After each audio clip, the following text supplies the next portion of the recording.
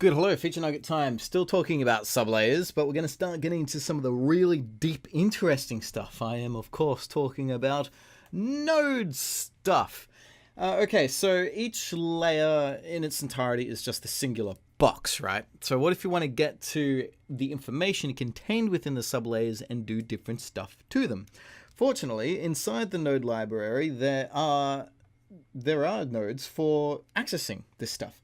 I've made a little subfolder down here called Sublayer, Underlay, Color Art, Line Art, Overlay, the main four, and a fifth one called Layer Selector. Inside its layer properties, there is a bunch of checkbox switches, so very much like the regular layer properties, but rather than controlling it from the layer itself, we can control it via the chords. So, different information can go different places and do all sorts of different stuff.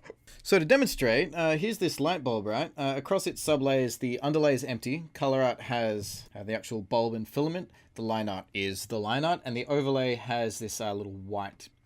Placing in the layer selector, notice as I turn each of these boxes on and off, it will do what you expect. But what I think is more interesting is these individual ones, which will simply isolate. It will show just one sublayer at a time, whichever one is put in there. So for an example of when you would want to do something like this, is I'm going to have the regular chord of the entire light bulb and a second one of the color art. So, this bit, the yellow on the filament, that's going to go above the rest. I'm going to get a glow, put that in underneath, activate render mode so we can see what's going on.